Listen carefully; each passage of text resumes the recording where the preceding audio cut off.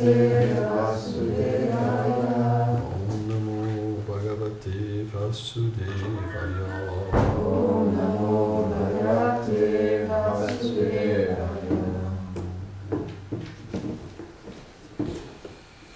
Ok. Verset 20, chapitre 2, premier chant.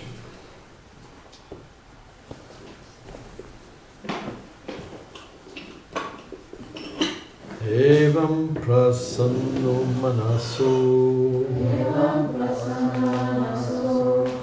Bhagavad Bhakti Yogata Bhagavad Tattva Vijnanam Mukta Sangasya Jayate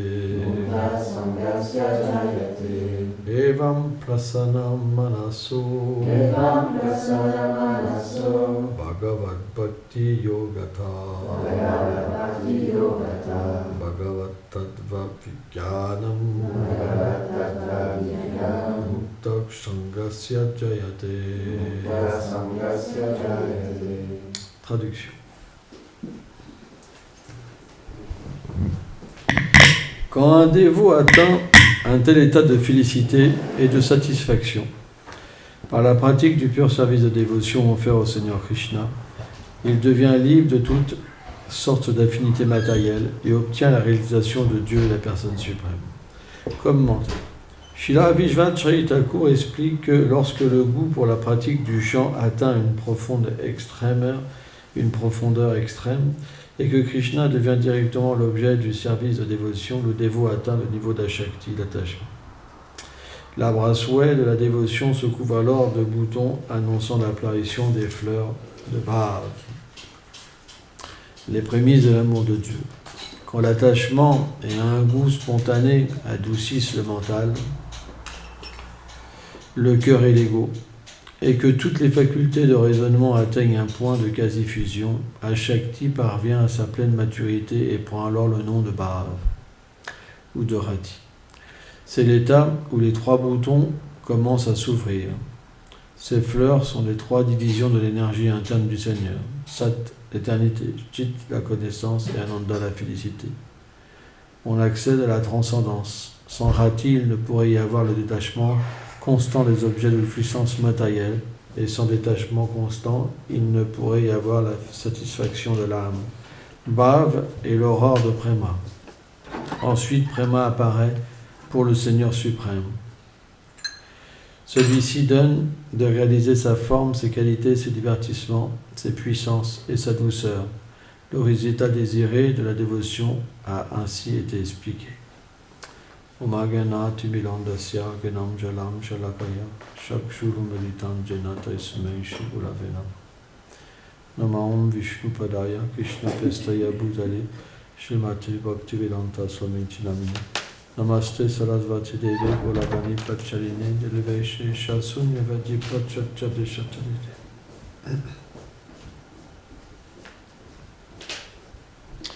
Ce sont des sujets extrêmement élevés. Mais par la grâce du Seigneur Chaitanya Mahaprabhu, c'est bien, tu vas être bien ton coude comme ça, parce que lui, il va l'attraper.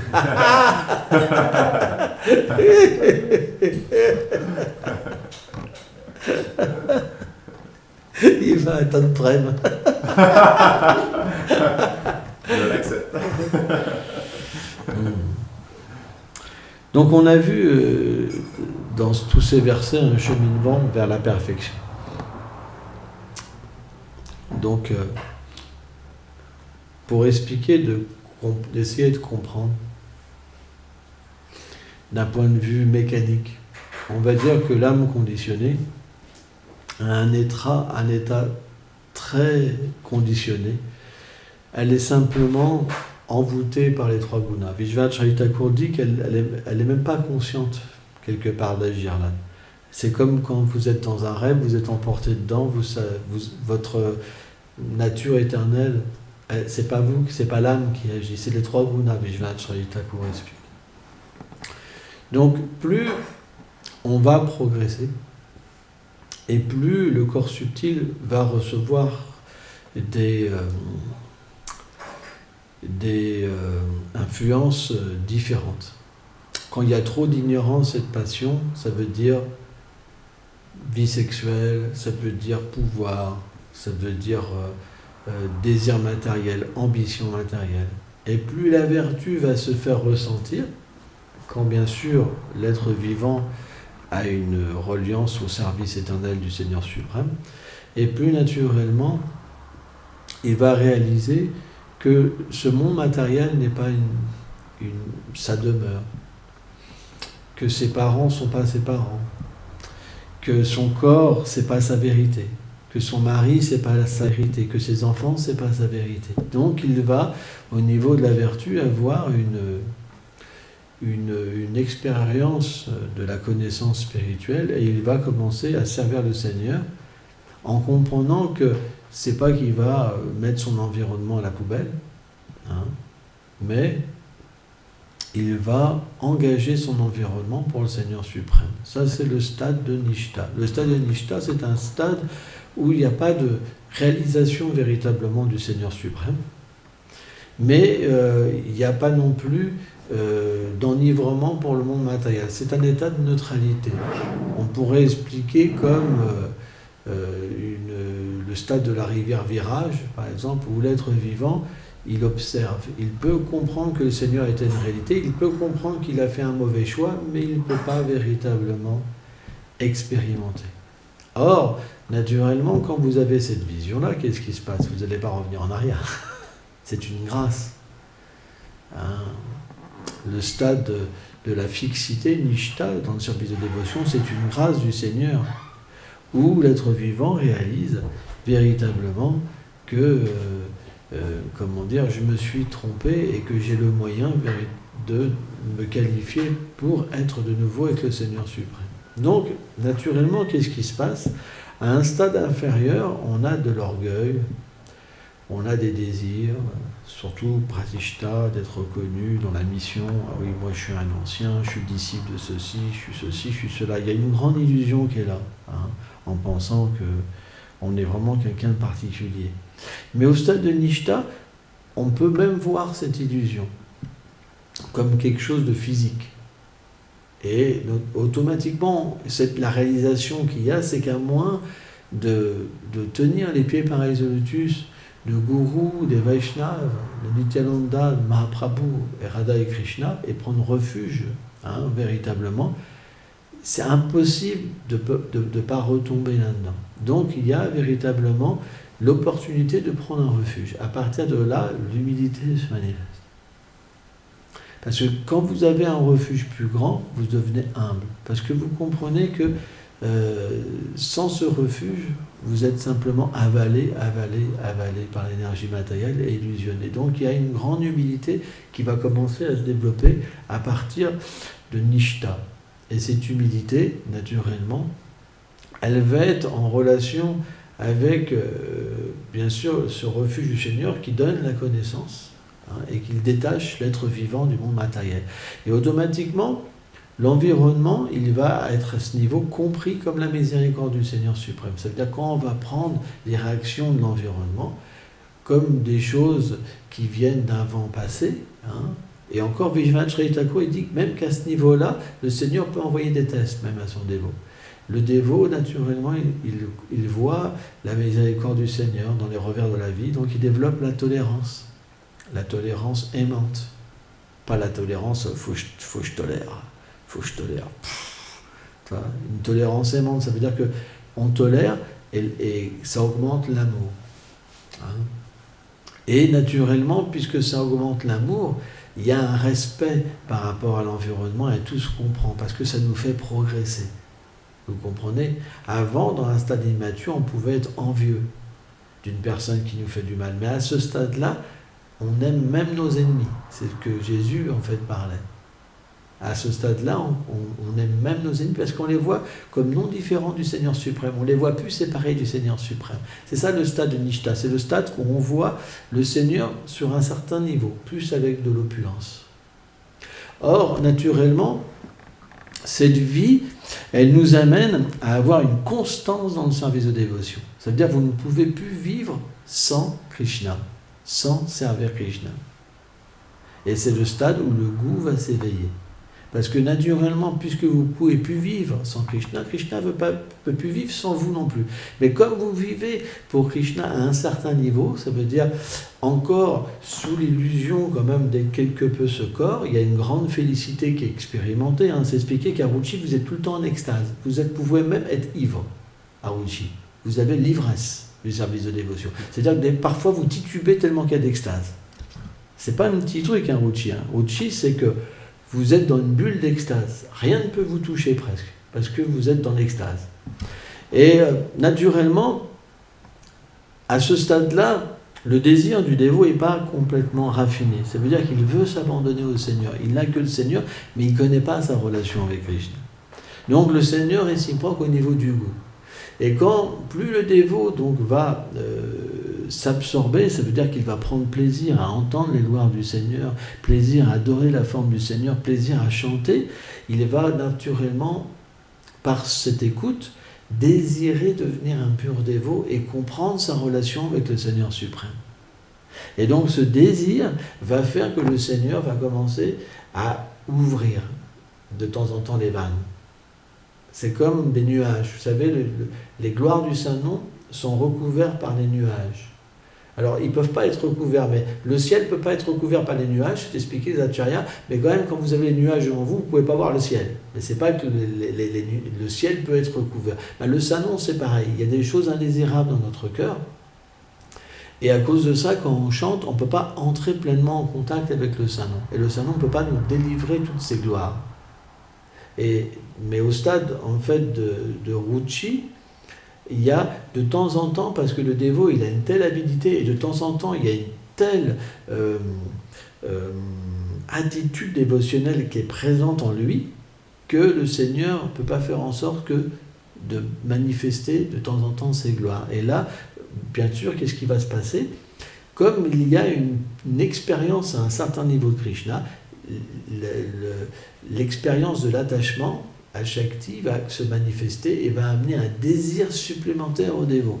Ça veut dire que c'est tellement merveilleux d'être attaché à Krishna qu'il va se dire, mais c'est ce que je veux, c'est ce que je veux, c'est ce que je veux, c'est ce que je veux. Mais c'est pas encore pur.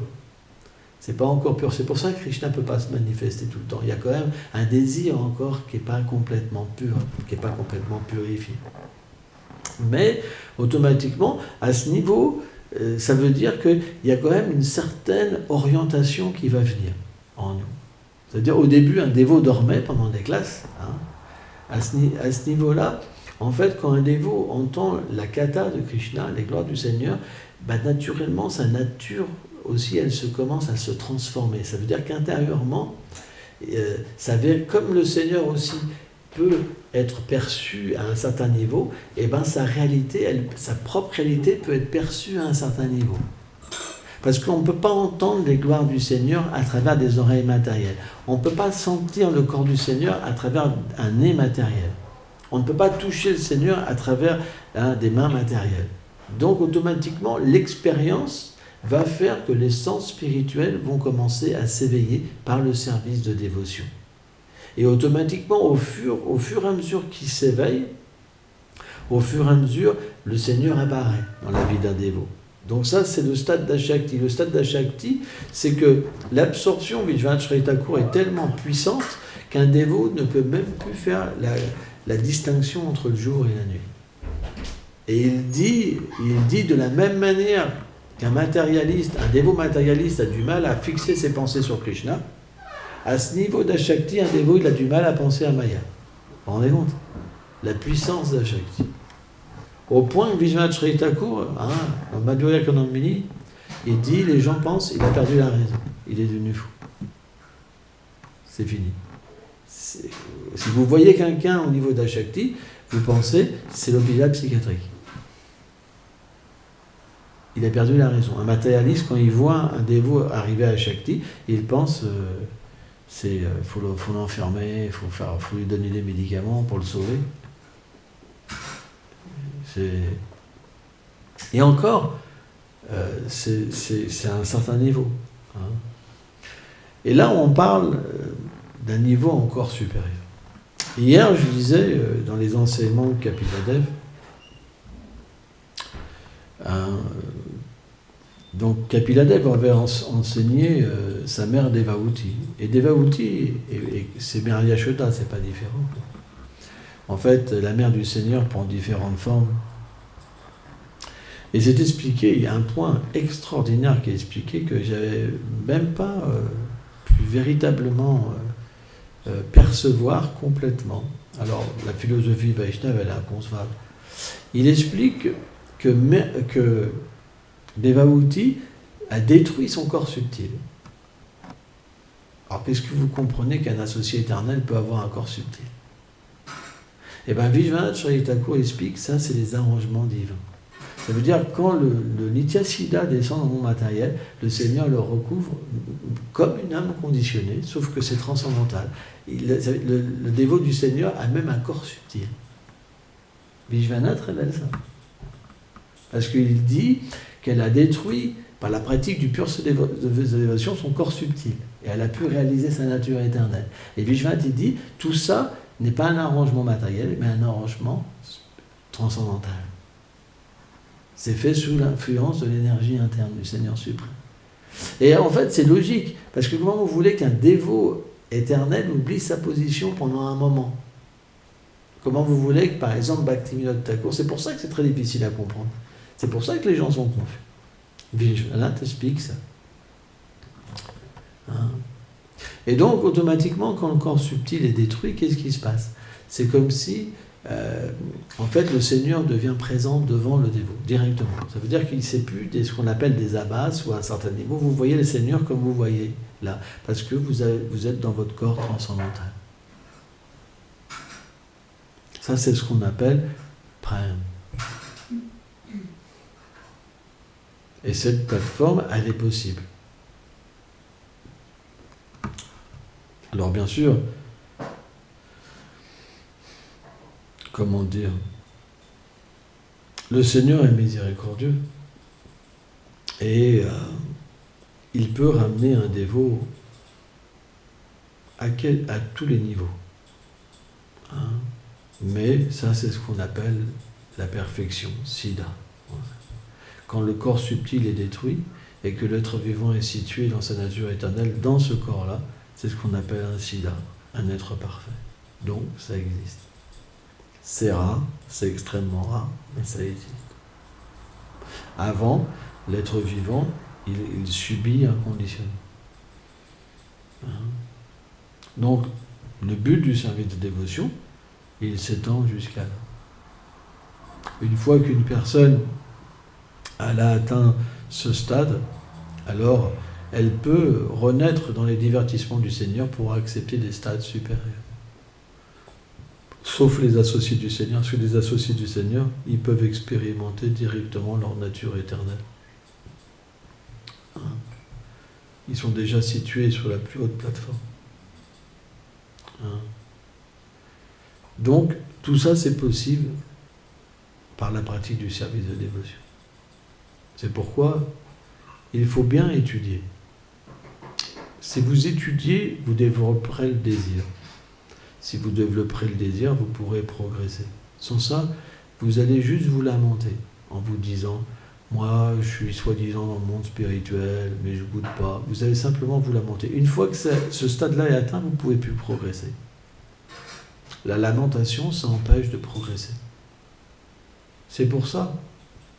Essayez de vous associer avec des personnes qui n'ont pas de problème.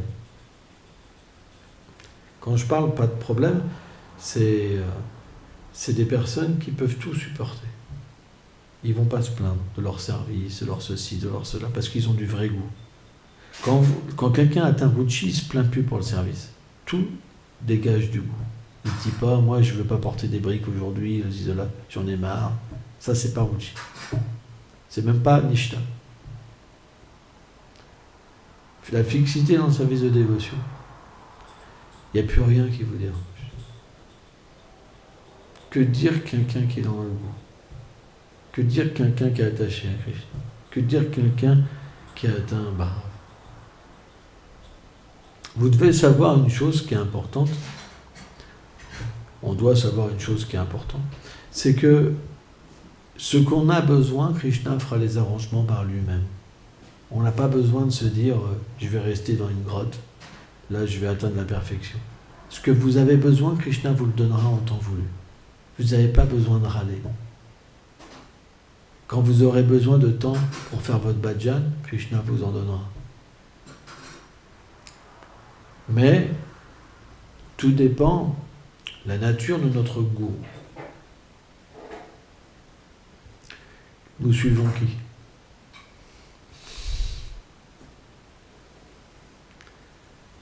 Si on regarde Prabhupada, alors bien sûr Prabhupada est un être parfait, mais finalement, est-ce qu'il prenait autant de temps que ça pour sa sadhana? Il prenait beaucoup de temps pour aider les autres. Parce qu'il n'avait pas besoin d'accomplir une sadhana, Prabhupada. C'est simplement pour enseigner. Mais Prabhupada nous a aussi montré qu'on pouvait atteindre la perfection en délivrant les gens, en aidant les gens. C'est ça, la nature de son enseignement. La preuve, c'est que même jusqu'au dernier jour, Prabhupada a prêché. Jusqu'au dernier instant, Prabhupada a prêché. Jusqu'quand il est rentré en samadhi. Le dernier instant de sa vie. Mais jusqu'au dernier moment, Prabhupada a prêché. Il y a des natures différentes, en fait.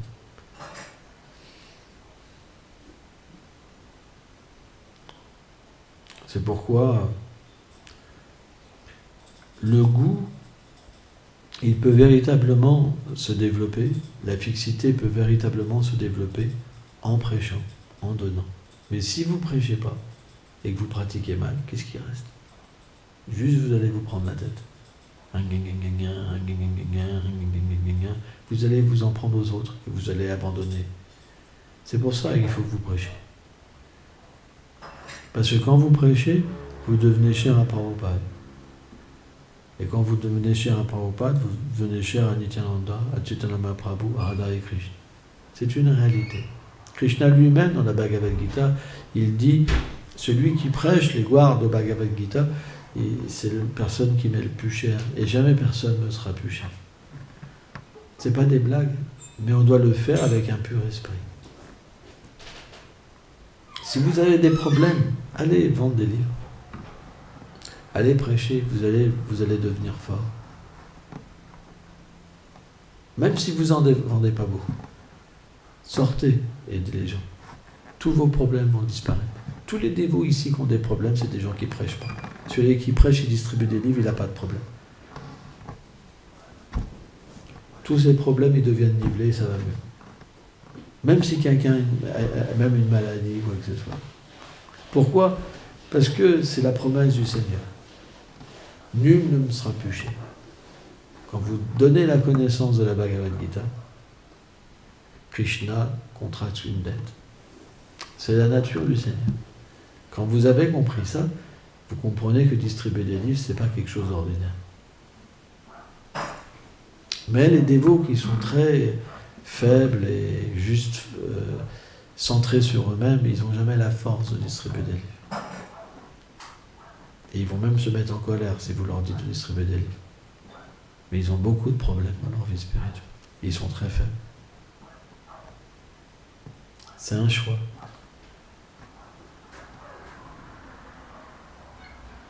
Tu crois que je t'ai pas vu t'endormir? C'est un choix. Mais vous ne pouvez pas vous plaindre que vous n'avez pas de goût pour chanter. Parce que vous faites ce qu'il vous plaît. Ça veut dire que vous êtes dans le marchandage. Vous êtes intéressé par vous-même. Or, les étapes supérieures de la dévotion, on ne pose pas de telles conditions. La preuve, Prabhupada, à 70 ans, il est parti.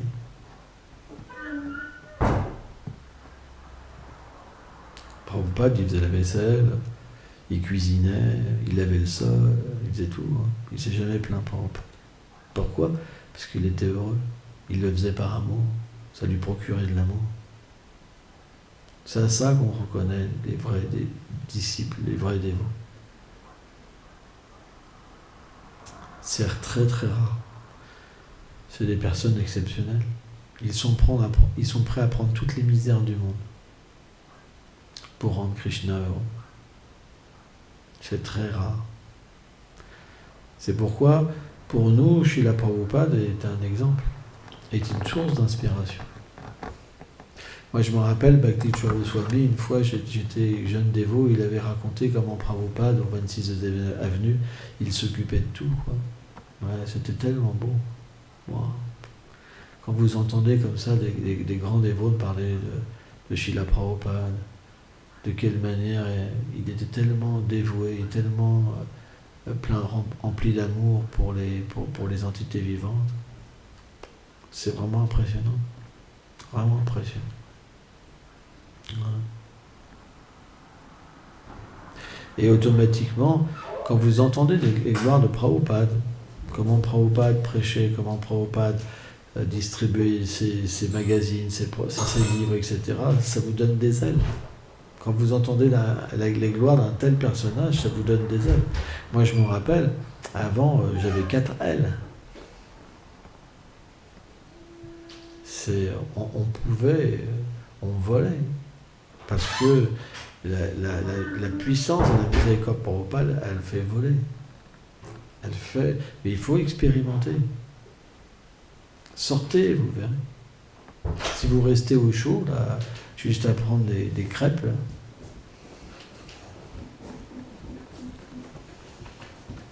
Hein, à engloutir les crêpes. Bon, après, elles sont très bonnes, les crêpes de Rasabadi. Hein, c'est la dévotion de Rasabadi. Mais ce que je veux dire, c'est que bon, faut pas qu'elle fasse des crêpes tous les jours. Sans ça, on ne fait plus rien, on sort plus. Mais le point, c'est que il faut vouloir aider les autres. C'est important. Krishna lui-même fait ça. Il vient dans tous les univers aider les autres. Pourquoi il vient? Il vient pas pour prendre plaisir. Krishna a besoin de rien. Il vient simplement pour permettre aux êtres vivants de se souvenir de lui. Et c'était une expérience extraordinaire. Parce que celui qui progresse et qui atteint le stade de Ruchi à Shakti, il peut de temps en temps ressentir qui il est. Hein? Donc, il faut comprendre que quand nous cultivons des mauvaises habitudes, comme le mauvais respect, le fait de se mettre en colère, le fait de mentir, le fait de voler, le fait de critiquer les autres, ça nous empêche d'expérimenter la dévotion. On devrait avoir peur, mais à un stade immature de la dévotion, on n'a pas peur d'offenser les Vaishnavas. Et c'est dangereux, parce que ça va nous empêcher de développer la dévotion. On ne devrait pas prendre l'exemple de certains dévots qui, dû à leur vie passée, avaient déjà atteint la perfection et qu'ils peuvent se permettre de faire des querelles spirituelles avec d'autres Vaishnavas. Eux, ils ne vont pas tomber. Vous avez beau prier pour qu'ils tombent, ils ne tomberont pas. Vous avez beau les maudire, c'est pas grand-chose. Quoi qu'ils fassent, c'est des amis de Krishna.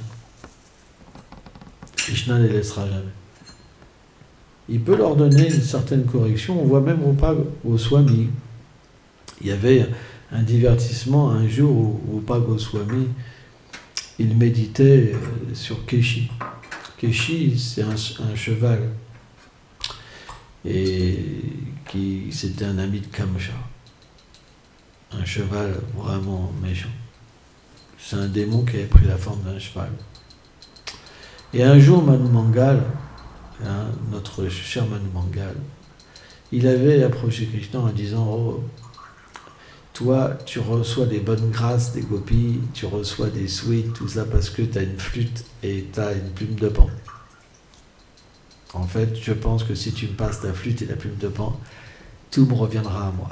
Et Krishna, il veut toujours faire plaisir à Manu Mangal, c'est son ami vraiment. C'est des êtres très chers à Krishna. Krishna ne peut pas se passer d'eux, vraiment. C'est étonnant, parce que le Seigneur possède tout, et en même temps, il est complètement détaché, et en même temps, dans sa forme éternelle, il est dépendant de ses dévots. Jamais Krishna fait quelque chose sans Madhu Mangal. Madhu Mangal, il est dans les histoires les plus intimes. Jamais Krishna est séparé de Madhu Mangal, parce que Madhu Mangal est un être extraordinaire, qui donne un plaisir extraordinaire à Krishna.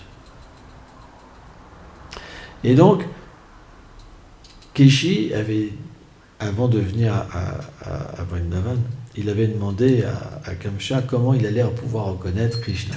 Et il a dit, c'est simple, il a une plume de plan et une flûte. Et il est habillé en jaune, parce que Madhu Mangal, il avait demandé son habit aussi. Et donc, Madhu Mangal avait pris le look de Krishna. Et d'un seul coup, le monstre Keshi est arrivé. Et il a mis une grande ruade à Madhu Mangal. Et comme Madhu Mangal, parce que les habitants de Vrindavan, ils ont un corps transcendantal, ils ne peuvent pas être tués par un démon.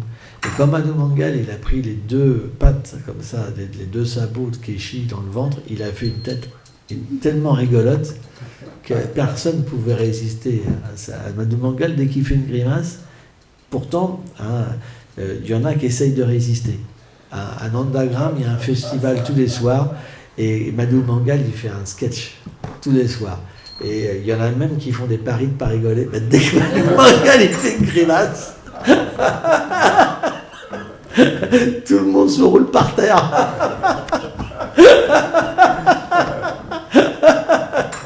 Et donc, quand Rupa Goswami, il a vu la tête de Madhu Mangal, quand il a pris la ruade, il s'est mis à sourire. Et à ce moment-là, il y avait un Vaishnava aîné boiteux qui passait. Et il a trouvé ça odieux. Il a pensé que Rupa Goswami se moquait de lui. Et la méditation de Rupa Goswami, elle s'est coupée. Il n'arrivait plus à méditer sur Vraj. Eh papa, Rupa Goswami, c'est quand même extraordinaire comme histoire. Et donc il a été voir Sanatana Goswami et il lui a expliqué son problème. Il dit, voilà, je ne comprends pas, j'arrive plus à méditer, j'ai plus de vision de Vrindavan. Vous vous rendez compte? J'arrive pas, Et Sanatana Goswami lui a dit, tu as dû offenser un Vaishnava. Il dit, mais je sais pas, je n'ai pas vu. Tu as dû faire même une offense, même sans le savoir. Sans le savoir.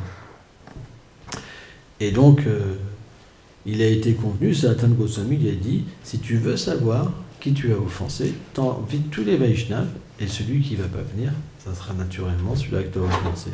Et donc Rupa Goswami a invité donc, tous les Vaishnavas à un festin, et il y avait un dévot boiteux qui n'était pas venu. Et donc Rupa Goswami, il est tombé à ses pieds, il dit, pardonne-moi, je ne sais pas qu'est-ce que j'ai pu faire, mais j'ai dû t'offenser. Et donc, c'est vrai que ce dévot-là, il avait ressenti une offense envers Rupa Goswami. Et donc Rupa Goswami lui a expliqué pourquoi il avait ri. Et là, naturellement, le dévot s'est senti honteux. Donc on peut voir que même les Vaishnavas, les associés éternels du Seigneur, peuvent avoir leur méditation interrompue pendant un certain temps, dû à des offenses. Il faut vraiment faire attention de jamais prendre parti dans des querelles entre dévots. Parce que les dévots, ils se critiquent, mais ils se connaissent. Attention. Ils se connaissent, mais ils se critiquent. Et ça peut être aussi heavy. Mais c'est comme ça. C'est des querelles d'amour. C'est très difficile à comprendre. C'est très difficile à comprendre. Et malheureusement, les disciples qui prennent parti, eux, c'est Krishna pardonne pas. C'est ça le problème. Même si c'est fait... Parce que le problème, c'est que vous pouvez avoir aussi toutes sortes de dévots. Vous pouvez avoir des dévots qui sont nés dans des basses familles, qui ont eu des mauvaises naissances, comme vous pouvez avoir des dévots qui ont eu une super naissance, jamais touchés à quoi que ce soit, qui sont nés dans une famille de Vaishnava, etc. Mais ça ne veut rien dire du tout des vies passées. quelqu'un peut avoir une plus mauvaise naissance et être plus élevé que quelqu'un qui a une bonne naissance, etc. Donc c'est pas évident. Donc quand il y a des querelles comme ça, naturellement, les dévots néophytes, ils vont dire, bah, lui, regarde, ce gars-là, là, il a eu, regardez tout, etc. Faire attention. Les plans du Seigneur, ils sont très difficiles à saisir. Extrêmement difficiles à saisir. Comment Krishna peut faire naître ses dévots dans n'importe quelle condition? C'est très difficile à saisir. La seule différence entre un être ordinaire et un dévot que Krishna fait renaître, c'est qu'à un moment, un dévot, il atteint la plus haute perfection sans même qu'il ait à rien faire. Parce que c'est la nature, il ne peut pas faire autrement. Il est obligé de retrouver sa nature éternelle. Et donc, à un moment, il devient situé sur la plus haute plateforme du service de dévotion, sans forcément même faire vraiment d'efforts. Ou alors, il peut faire beaucoup d'efforts. Mais ça ne change rien. Hein? Donc, s'il vous plaît, soyez attentifs à faire attention de ne pas critiquer les Vaishnavas et faites attention à votre attitude dévotionnelle. Sachez qu'à chaque fois que vous vous mettez en colère, à chaque fois que vous critiquez les Vaishnavas, vous manquez de progresser. Tout ce qui se passe autour de vous n'est jamais séparé du Seigneur. Jamais, jamais. Quand vous voyez les choses séparées du Seigneur, dites-vous que vous êtes dans l'illusion. Même un brin d'herbe ne bouge pas sans la sanction du Seigneur.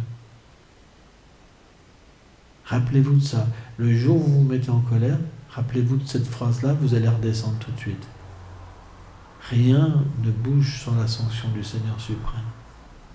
Tout directement ou indirectement, c'est sa miséricorde. Et là, vous pourrez progresser. Ça, c'est la plateforme Madhyama Adhikari. Un Madhyama Adhikari, c'est quelqu'un qui voit la volonté du Seigneur. Un Kanishta, non. Il a des intérêts séparés. Mais un Madhyam, il voit toujours la miséricorde du Seigneur. C'est pourquoi Srila Prabhupada explique que le stade Kanishta, c'est un stade très dangereux. Le stade du débutant. Prakrita Bhakta, le dévot matérialiste. Ça veut dire qu'extérieurement, il est habillé en dévot, mais intérieurement, il n'a pas le cœur d'un dévot. Le plus important, c'est le cœur, c'est pas l'habit. C'est pour ça que, par exemple, certains dévots ont fait, par exemple, Krishna West, par exemple, pour faire voir aux gens que l'habit, c'est secondaire. Le plus important, c'est le cœur. Hein. Merci beaucoup.